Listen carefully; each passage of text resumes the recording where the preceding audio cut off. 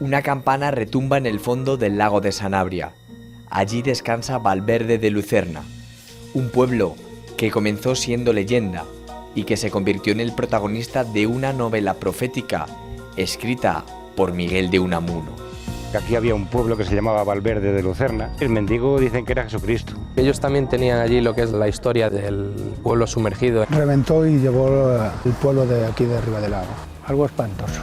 ¿Costó volver a dormir aquí en Ribadelago? Sí, costaba, sí. ¿Y usted le guarda algún rencor? ¿A quién? A la presa. A la presa no, lo que le hicieron sí. Desde tiempos ancestrales, en lo más profundo del bosque, una batalla se libra. El ser humano y el espíritu del monte se retan en un escenario donde la realidad y la imaginación no se distinguen. El fantasma de la montaña acecha. El lobo espera su momento. Y ver la mirada del lobo. La mirada del lobo es de las cosas que más impresiona. Una grima que siente el cuerpo. Te arrepía el cuerpo y te pone los pelos de punta. Lógicamente a la gente que le perjudica no lo entenderá. En el lobo lo que veo es un aliado. El lobo es leyenda total. Y decía, ¡o lobo no corté yo!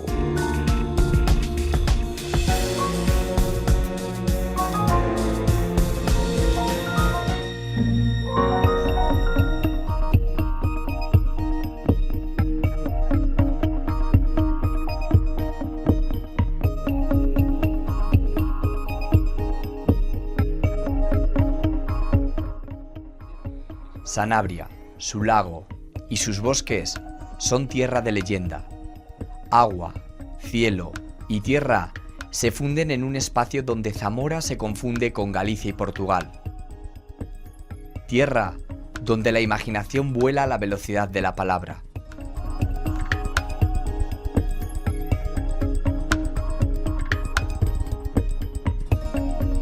Esta imagen, la de las 300 hectáreas que ocupa el lago de Sanabria, es el símbolo de toda una comarca. Pero este no es solamente un lugar natural, también lo es legendario.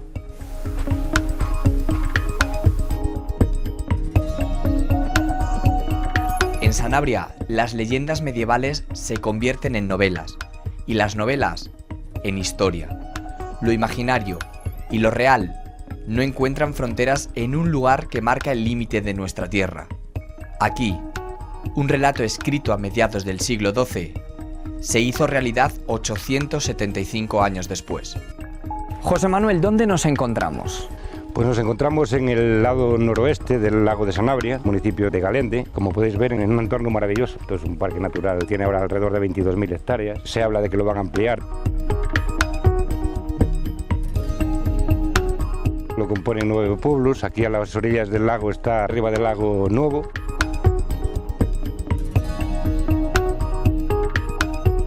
Que lo hicieron después de la tragedia. Arriba del lago Viejo. Más al norte está San Martín de Castañeda. Un poco más abajo está Vigo de Sanabria. El lago prácticamente lo conoce todo el mundo, es de origen glaciar. 3 kilómetros de largo por 2 de ancho. Un lago muy natural. El agua es muy transparente, muy limpia. La gente que viene a esta zona, ¿qué puede hacer aquí en el lago? Pues hay playas, aquí debajo mismo tenemos un camping. Hay un barco eólico para dar paseos por el lago, senderismo, la visita a las presas de Vega de Tera, de Vega de Conde. ¿Cómo es la relación de la gente de estas zonas con el lago? Es una cosa que han tenido ahí siempre, ahora es diferente, centrado más que nada en el turismo. Antes no, aquí prácticamente no se conocía, venía poco turismo. Ahora está todo enfocado de cara al lago, es de lo que se vive en la zona, es como lo percibe la gente. El líquido elemento es el escenario de un cuento que comenzó siendo divino para después transformarse en educador, hasta convertirse en trágica realidad. Cuentan que bajo estas aguas existe un pueblo y que además su campana suena cada 23 de junio.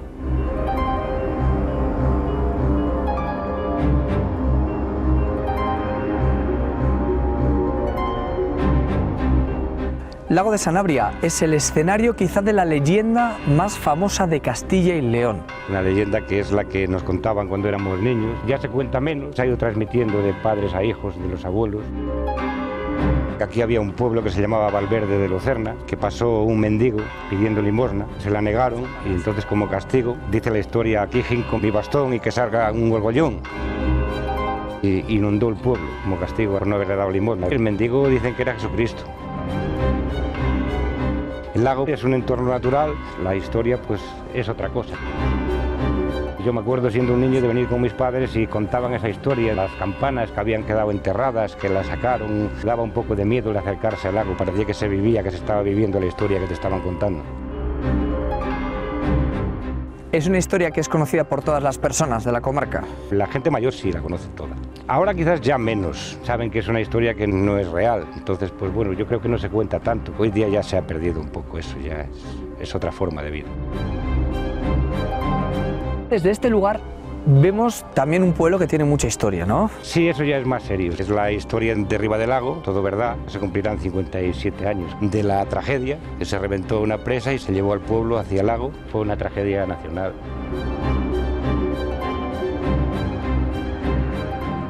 Una tragedia que mantiene una macabra relación con esta compilación de varios escritos sobre el apóstol Santiago, el Códice Calistino. Estas hojas pueden ser el origen de la leyenda sanabresa. En el cuarto libro, narra cómo Dios ayudó a Carlomagno en la conquista de Lucerna Ventosa, y todo gracias a una inundación.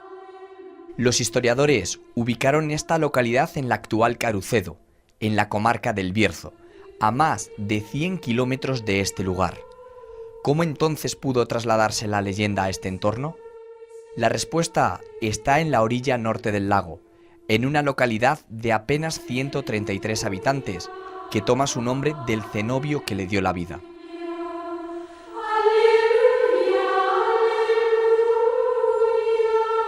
Monjes del monasterio berciano de Carracedo pudieron trasladarse hasta este monasterio, el de San Martín de Castañeda, y traer hasta aquí no solamente su fe, sino también su propia leyenda.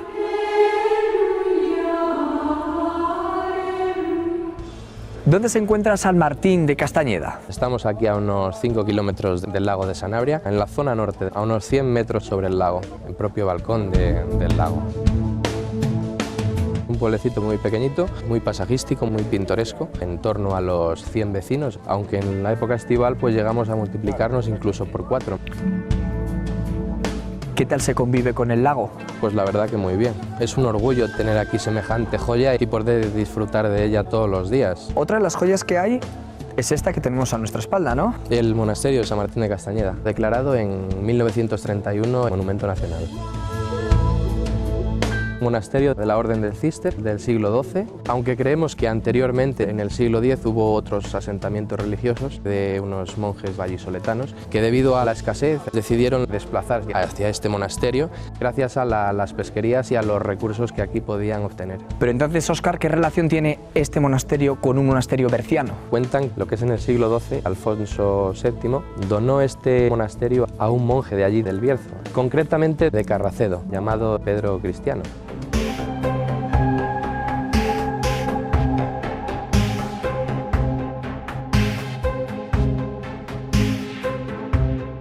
Este monje quien hizo que este monasterio pues dependiese, digamos, de aquel monasterio. Y entonces es en ese momento cuando la historia del lago Carucedo pasa a ser historia del lago de Sanabria. Pues puede ser, porque ellos también tenían allí lo que es la historia del pueblo sumergido en el lago. Trasladaron todo aquí y quedó pues ya, digamos, el pueblo sumergido en el lago de Sanabria. Aquí rara es la gente que no conozca la leyenda, incluso los niños. Cualquier niño le puedes preguntar que ya se la han contado. ¿Llegó a tener verdadera importancia este monasterio? ¿Tenía grandes dominios? Pues llegó a ser un monasterio de demasiada importancia. Podemos llegar a estar hablando de la zona de Trás-os-Montes de Portugal. ¿Es cierta la leyenda que dice que había monedas de oro? Se llegó a acuñar la moneda. Ha habido gente que sí que han encontrado alguna moneda de oro en los alrededores del monasterio.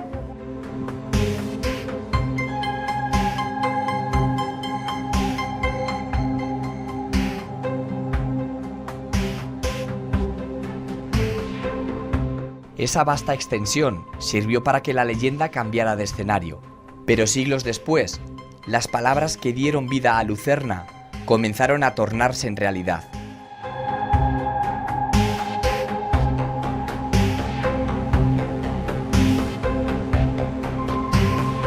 El 1 de junio de 1930, Miguel de Unamuno visitó por vez primera la comarca de Sanabria. Tan impactado quedó que estos paisajes le sirvieron como inspiración para escribir San Manuel Bueno Mártir.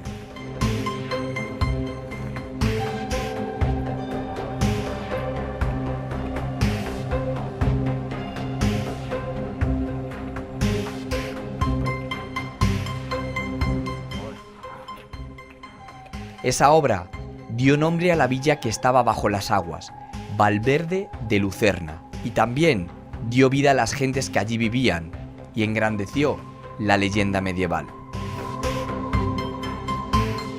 Aunque el autor de La Generación del 98, en 1932, se apremió a decir que ni San Martín, ni Galende o Ribadelago eran Valverde de Lucerna, añadió una enigmática frase sobre la última localidad: Ribadelago agoniza, se está muriendo. Una frase que un cuarto de siglo después se convirtió en profecía.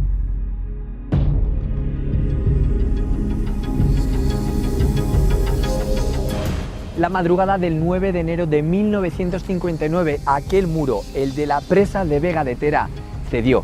Después, una columna de agua bajó por este cañón hasta un pueblo que se situaba a 8 kilómetros de aquí.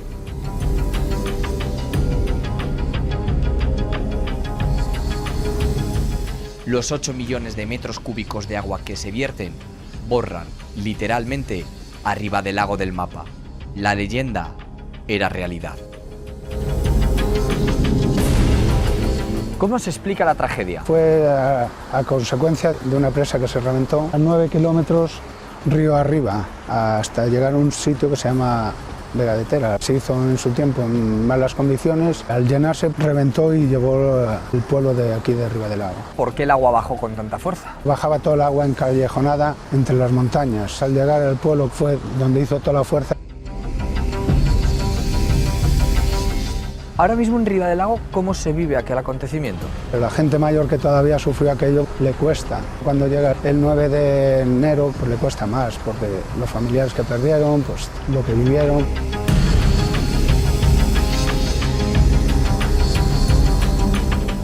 De los 459 habitantes que tenía el pueblo, 144 desaparecieron y tan solo se pudieron recuperar del fondo de las aguas del lago de Sanabria 28 cuerpos. 12 familias completas desaparecieron en la que es la segunda mayor catástrofe hidráulica vivida en España. ¿Cómo era Ribadelago antes del...? Un pueblo mísero, porque era así la vida. Tenías que sudarlo si lo querías comer y así se supervivía, no había otra cosa. Pues bueno, éramos felices en el monte. Y esto era la iglesia, ¿no? Esto era la iglesia. Eso, allí había un altar, que aún se ve allí, para aquí había otro.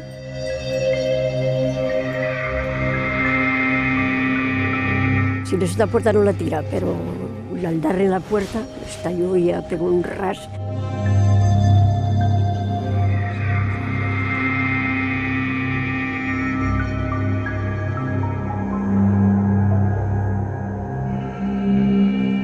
Me acuerdo de muchas cosas de aquella noche. Estábamos ahí espadando lino para una señora, estaba yo en ese peñasco. Estaba un matrimonio que estaba allí la mujer con nosotras y le dijo, voy a ver los niños. Y cuando volvió para arriba dijo, se siente un ruido muy raro, ahí Pau Rebout. Al momentico se fue la luz. La tierra, cuando venía el agua, vibraba.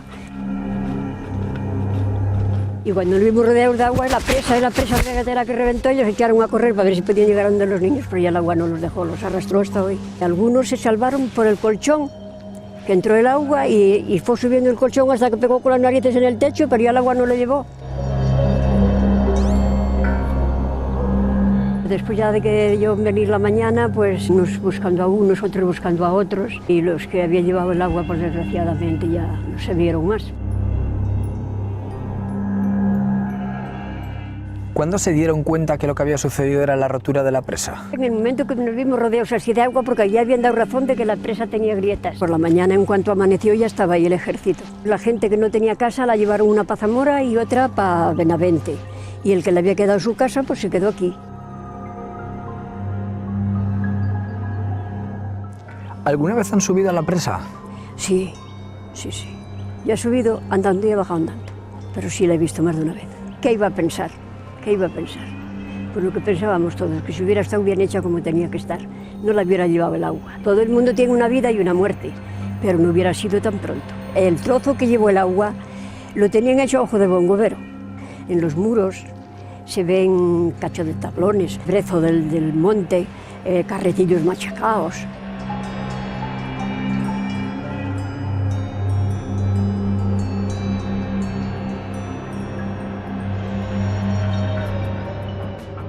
Y bueno, pues dio muchas gracias, pero también dio mucha suerte. De toda España había gente metido aquí, porque había más de 3.000 o 4.000 obreros. Llovida porque se ganaba un duro, y aparte de todo lo mal que nos hizo con eso, pero bueno, una cosa no quita la otra. Lo que las leyendas antiguas no pudieron adelantar es que tras la tragedia, el pueblo que desapareció bajo las aguas sería reconstruido en otro lugar. Esto es Ribadelago Nuevo, un pueblo fundado en el año 1962 donde apenas viven 100 personas. Aquí aún recuerdan el día en el que la leyenda se transformó en realidad. Es un plan que tienen que elaborar de urgencia, el célebre Plan Badajoz.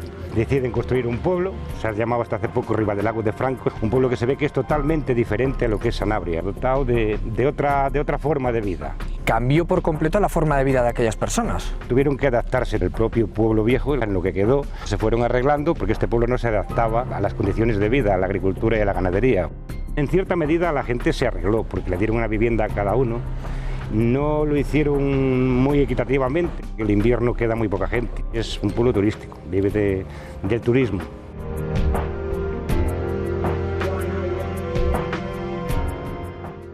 En enero de 1959 comenzó la investigación sobre la tragedia.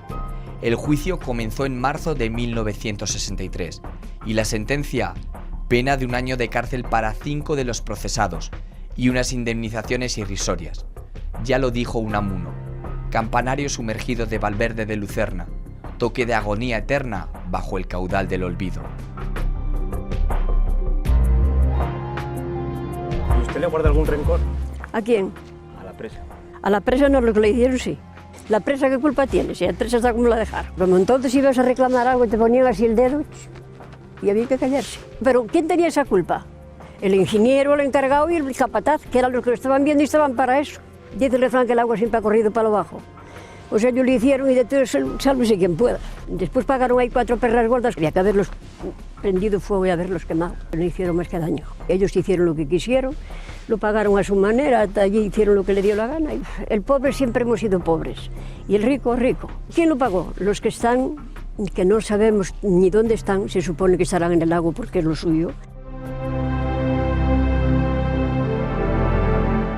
Esta placa, con 149 nombres, representa a los que ya no están, a los que el agua reclamó como suyos. Personas que tuvieron su hogar en este valle y que ahora forman parte de la tierra que un día les dio la vida.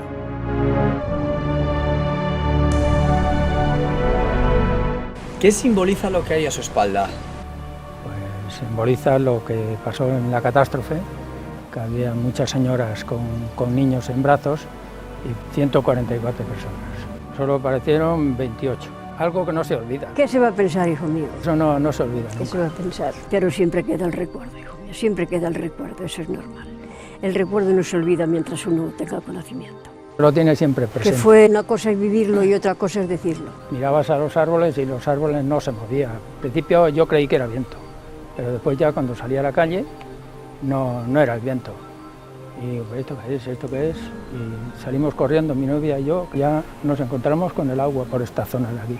Cuando se recuerda lo que sucedió, ¿qué se pasa por la cabeza?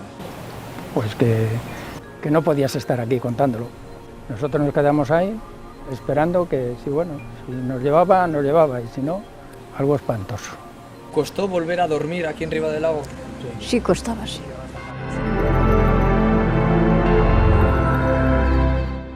Hoy son estas campanas de Riva del Lago Nuevo las que tañen por los que descansan en el fondo del lago. Hoy son estas gentes quienes recuerdan que la leyenda y la historia están mucho más próximas de lo que parece.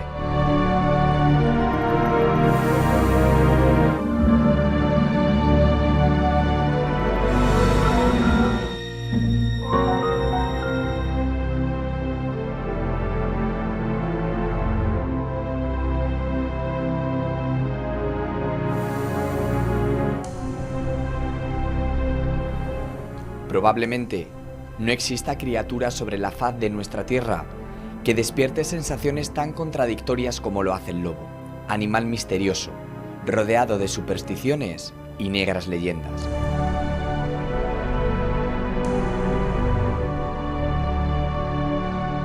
La única bestia a la que se le atribuyen sentimientos humanos como el de odiar o hacer daño por gusto. Un ser temido y admirado a partes iguales.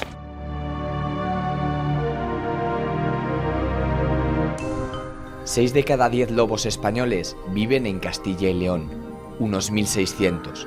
León y Zamora son las provincias con mayor población de Canis lupus.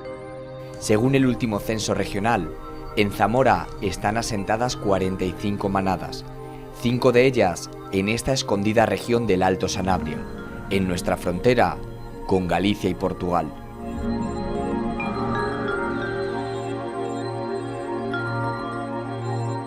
Chanos es una pequeña pedanía de Lubián. Aquí viven apenas medio centenar de personas.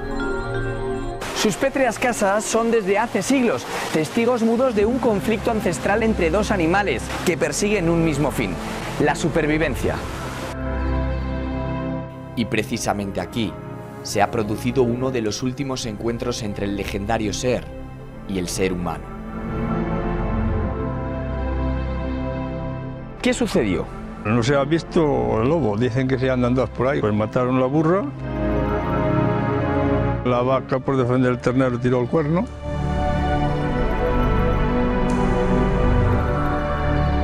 ¿Es habitual que aquí los lobos y el ser humano entren en contacto, como le ha sucedido a usted? Es que hay mucho monte y los lobos pues andan por todos los lados. Aquí nos acometen ahora mismo corzas, jabalíes y los lobos pues hay muchos. Y quiere comer, entonces el lobo ¿dónde se alimenta? De los animales que coge. ¿Genera miedo? ¿Genera respeto? De todo un poco, miedo y respeto. Aunque no lo veas y está a pocos metros de ti, ya el cuerpo te da una sensación de que está el pájaro por ahí escondido. Relatos como el de Manuel y sus consecuencias son los que desde hace tiempo inmemorial han alimentado en el imaginario colectivo el mito del legendario depredador. Un mito que ha alimentado el miedo al lobo, al fantasma del bosque. A tan solo 4 kilómetros de donde se produjo el ataque, asoma la capital del municipio, Lubián, un lugar que ya en su nombre esconde una enigmática relación con el lobo. Aunque ya en desuso el significado de esta palabra en gallego es lobezno, pero su relación va más allá. Los vecinos de esta localidad son conocidos como lubianeses o lobos. Lubián está en una encrucijada de culturas, limitando con Galicia y muy cerquita de Portugal, en la comarca de Sanabria. Ruta jacobea, pasan 3.000 peregrinos al año por este camino sanabrés. Si trajéramos a Lubián una cámara de fotos, ¿qué habría que fotografiar? Una panorámica de todo el valle, el Cortello dos Lobos, la Tuiza, que es un santuario, la iglesia del pueblo. El Cortello dos Lobos, ¿qué relación guarda Lubián con los lobos? Los lobos somos los habitantes de Lubián, que estamos muy orgullosos de llamarnos lobos y las mujeres de llamarse lobas. Lo de lubianeses es muy reciente. Cuando estaba estudiando decía, será lupitenses en lugar de lubianeses. ¿Qué es un lobo para un lobo? El lobo en Lubián es un animal mítico y es el espíritu de este pueblo. No está ahí para que lo podamos ver cuando queremos, cuando ocurre, ocurre. ¿Somos parecidos al animal? Las personas de Lubián son personas astutas, que se defienden panza arriba, que buscan lo mejor para su familia. Cuando el alcalde de Lubián escucha la palabra lobo, ¿qué sensación le genera? Me gustan mucho todas las leyendas y todos los cuentos de lobos, a pesar de que sea una fiera que se mata a una burra y hay una vaca que llega a casa con un cuerno destrozado, sería muy triste que se perdiera. Hemos convivido con el lobo durante miles de años, es algo que forma parte de nuestra idiosincrasia. Reza un dicho popular de estas tierras, que no existe en Lubián gente humana que no se haya topado con el lobo. Los recientes estudios calculan que en los alrededores una treintena de ejemplares viven y en ocasiones conviven con los 340 habitantes de esta localidad. José Luis es una de esas personas que ha cruzado su mirada con el temible y a la vez respetado adversario. Ejemplo de la sabiduría popular en torno a este ser. En Lubián se sabe de lobo muchas cosas. Es un depredador, mata y no come, pero es muy cobarde. Es igual que nosotros. Tiene miedo a lo desconocido. Ataca cuando él ve que puede escapar y no hay otro peligro. ¿Es el lobo a lo mejor un animal que tenga ese aspecto mágico, quizá? Pues que sí. El lobo es más feroz y más astuto. Aquí decimos, es astuto como lobo. Yo no sé cómo explicar, pero el lobo es una cosa especial. Mira que es pequeño. Si no fuera por lo inteligente que es, iba a matar una vaca o un ovillo de 1000 kilos. Se tiene mucho respeto. Miedo, no, porque el lobo sigue el hombre, pero es cobarde y no lo ataca. Es una lucha continua. Sí. Y ahora hay muchos, sí.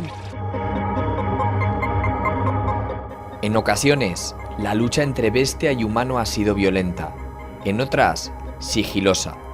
Dos seres astutos han medido constantemente su fuerza y empleado todas las armas a su disposición para lograr la victoria final.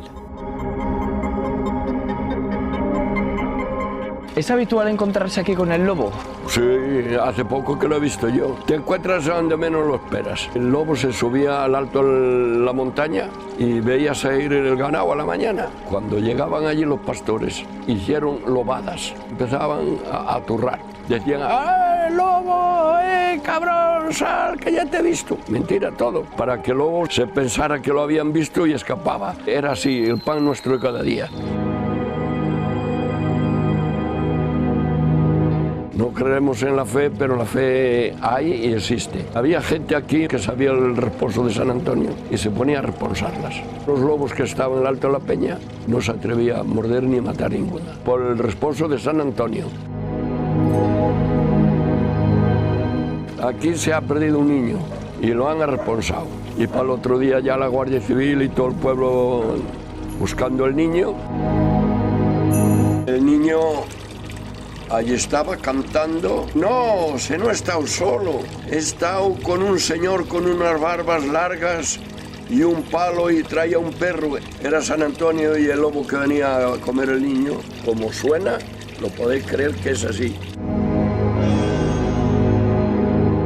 A lo largo de los siglos, el temor y el respeto hacia estos cánidos ha marcado el ritmo de las gentes de esta comarca y ha dejado sobre el terreno y sobre las personas signos de una lucha entre el mundo salvaje y el doméstico.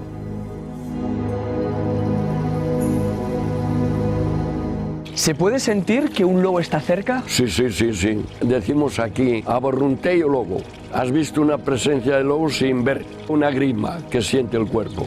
Te arrepía el cuerpo y te ponen los pelos de punta. Y no falla. Eso hay que vivirlo para contarlo. No tiene explicación, pero es así.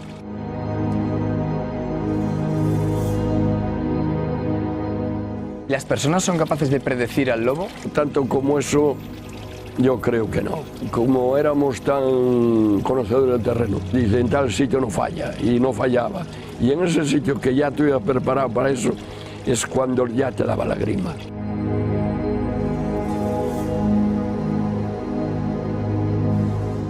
¿Qué se te pasa por la cabeza cuando le miras cara a cara? Yo nunca he tenido miedo a nada, ni al lobo ni a nada. La primera vez que he visto un lobo cara a cara, que a poco más le saco una cabra de la boca, estaban mi hermano y yo. Yo tendría 14 o 15 años.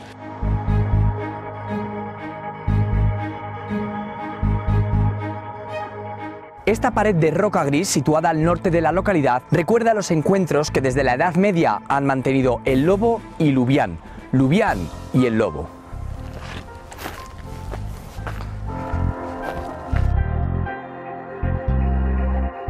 Una pared de piedra señala un lugar donde ambos seres han librado durante siglos la legendaria batalla. Es el Cortello dos Lobos, una sencilla pero ingeniosa construcción medieval empleada hasta hace apenas medio siglo para capturar a los lobos vivos. Los cortellos o corrales son recintos de forma circular o elíptica que fueron utilizados durante siglos como arma pasiva contra el lobo. El cebo vivo se colocaba aquí, en el interior. Después solo quedaba esperar.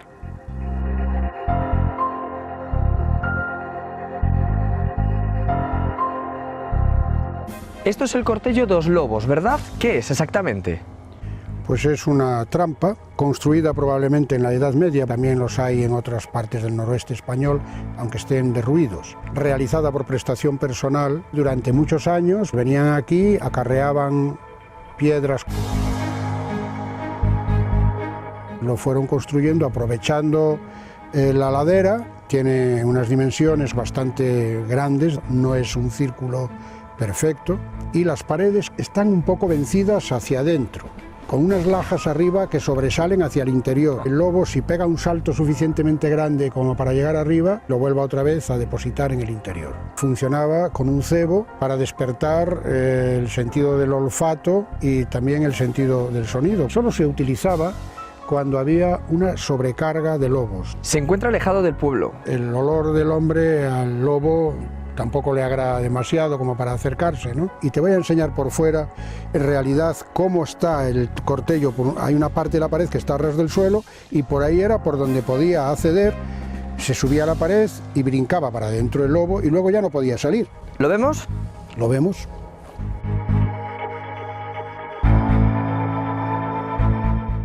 Estos 30 metros de diámetro son el escenario de esos deseados, pero también temidos encuentros, de los sentimientos contradictorios entre dos seres.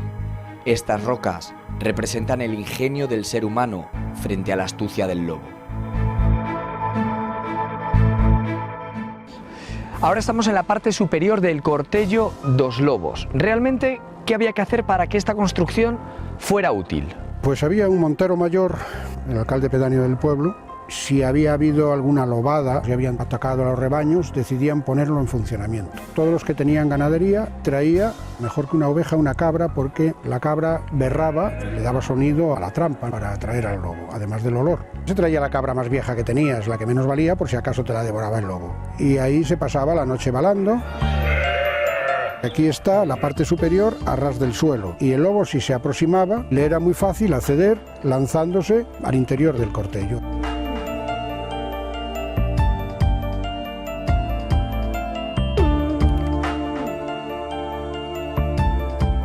Así era como penetraba. Luego ya, una vez que estaba ahí, se daba cuenta de que no podía salir.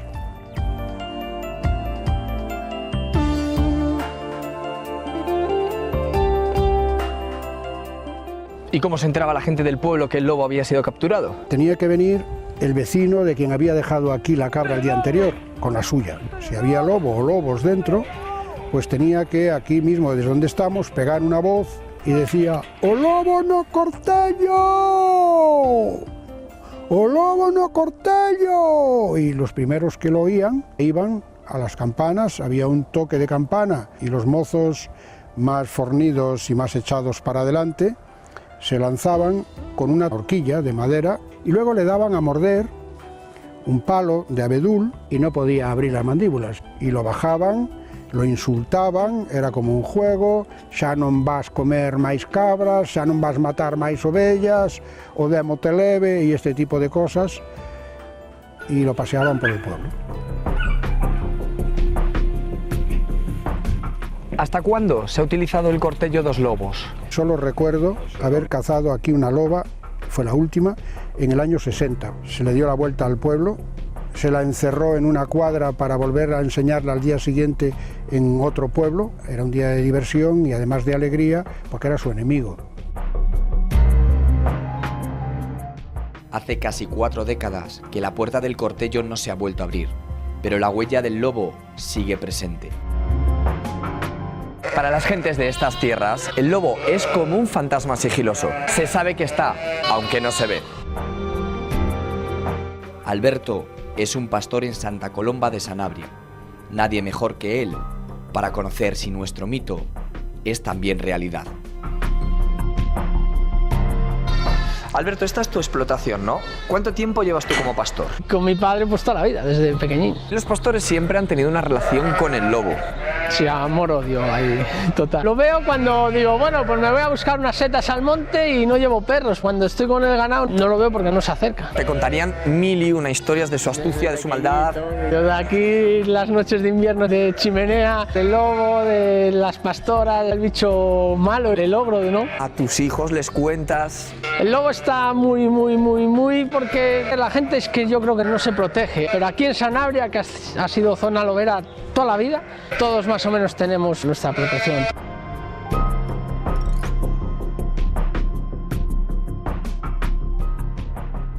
Alberto, este es el pequeño gran remedio que tienes para luchar contra el lobo, ¿no? Yo, para mí, es el remedio. Siempre hemos convivido con el lobo. Mi padre tenía mastines, mi abuelo tenía un par de mastines. Es un perro pastor. Saben qué es lo que tienen que proteger, es el rebaño. Lo llevan la sangre, ¿no? Habiendo lobo, porque yo lo veo, no tengo ataques. ¿Qué te contaba tu padre del lobo? Mi abuelo era el que me decía que el lobo malo. El lobo ataca, el lobo a las personas, pero el lobo no hace nada. De estar a 1 metro del lobo, y el lobo lo primero que hace es escapar. ¿Se hace más grande la leyenda quizá en muchas ocasiones por todos los cuentos? El lobo es leyenda total. Un animal como puede ser el jabalí, que él está para supervivir. Si tiene que matarte una oveja, pues tiene que matarte una oveja, pero luego hay mucha picaresca también, yo creo, aquí, que cada vez se va entendiendo más. ¿Se puede convivir con el lobo entonces? Perfectamente. Yo he convivido con lobo, mi padre ha convivido con lobo toda la vida. Y estamos en la nave, ¿sabes? Pero a la nave no viene. Mientras en Lubián sus gentes han intentado estar lo más lejos posible del lobo, 27 kilómetros al este, en Puebla de Sanabria, el misterioso animal ejerce un poder de atracción para cientos de personas que cada año se acercan hasta este pueblo en busca de un encuentro.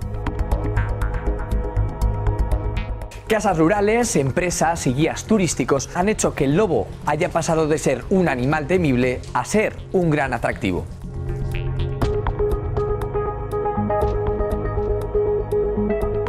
¿El lobo, amigo o enemigo?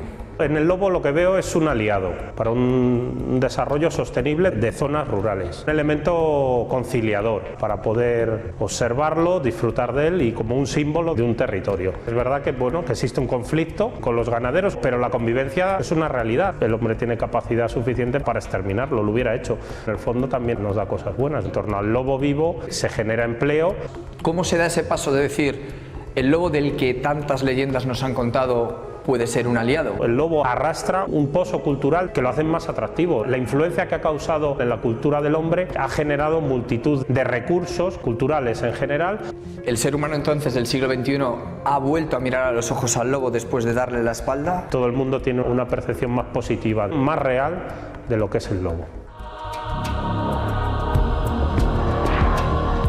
Pasear por las calles de este lugar es entrar en contacto con leyendas centenarias y con una realidad. El lobo y el sanabrés han compartido desde hace siglos un mismo espacio. Los cuentos aquí son realidad y hasta en las piedras la huella de la bestia está presente. La cultura del lobo la tenemos siempre en la comarca de Sanabria desde siglos atrás. En la heráldica, blasones de familias importantes que asociaban su poder y dominio al poder y la astucia de este animal. Con la cultura ganadera, pues esto tendría otro significado. Y ahora realmente este cambio turístico, cultural que llevamos tiempo desarrollando aquí en el ayuntamiento. Hemos huido del lobo y ahora vamos a por el lobo, es llamativo. Es un recurso que tenemos en esta zona, hay que aprovecharlo y saberlo explicar y haciendo entender que realmente es el futuro que tenemos. Huir de esa historia ganadera, de matar al lobo, de hacer construcciones en contra del lobo. Muchos visitantes lo han querido ver desde siempre. ¿Y la gente lo entiende? Lógicamente a la gente que le perjudica no lo entenderá, el tiempo siempre lo demuestra y supongo que sí lo entenderán. Pero cruzar la mirada con el espíritu del monte no es fácil. Él decide cuándo, cómo y el desenlace. Aunque desde hace menos de un mes, el centro de interpretación del lobo permite al humano saber en qué lado está en esta batalla ancestral, entre el miedo y la fascinación.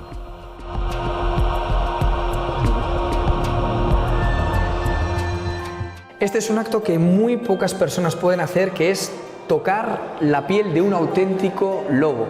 Pero Jesús, ¿qué es el lobo? El lobo es un animal singular. Trae una enorme complejidad de sensaciones, un animal odiado, un animal perseguido, un animal querido. Para mucha gente es un animal símbolo de la naturaleza, el símbolo de lo salvaje. Hay otro sector de la sociedad donde el lobo es un problema. ¿Cómo puede ser que un animal que es bello, rápido, ágil e incluso agradable arrastre tal leyenda negra? Ha sido un competidor para el hombre que trataba de coger el ganado del hombre. El hombre se defendía del lobo. Donde el lobo desapareció durante mucho tiempo, el ganadero se olvidó del lobo y bajó su nivel de defensa. En esos lugares el lobo es un problema. ¿Y este centro qué es entonces? Trata precisamente de traer una visión de todos los ángulos de vista de lo que es el lobo. Que la gente pudiera ver el lobo y ver la mirada del lobo. La mirada del lobo es de las cosas que más impresiona a todos los que lo han visto por primera vez. La Junta de Castilla y León ha querido que la Sierra de la Culebra fuera el lugar, porque es el lugar de Europa donde más lobos quedan todavía en libertad. ¿Se le puede entender al lobo? Es difícil entender al lobo, depende de qué lado estés. Pero yo creo que la gente acaba entendiendo al lobo. ¿Sería posible que intentáramos nosotros cruzarnos con esa mirada ahora mismo? Sí, y ya me dirás qué es lo que te parece esa mirada tan penetrante. Pues te acompaño. De acuerdo.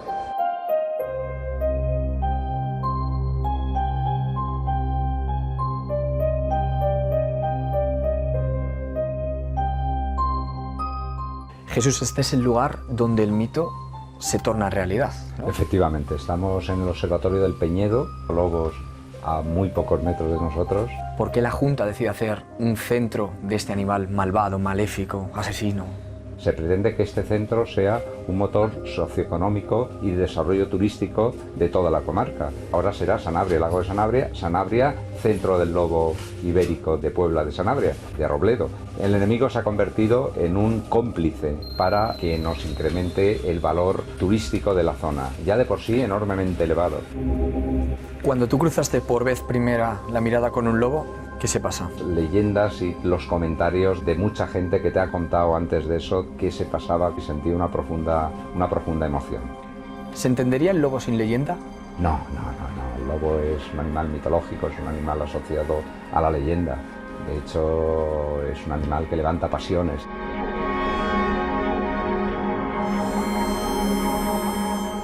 Mientras el hombre sea hombre y mientras el lobo sea lobo, sus caminos seguirán cruzándose, y esta mirada penetrante, cálida y fría al mismo tiempo, seguirá inspirando la mano del ser humano, que con la misma intensidad de estos ojos, escribirá y hará más grande aún la leyenda de un animal que quizá sea menos animal de lo que pensamos y más humano de lo que creemos.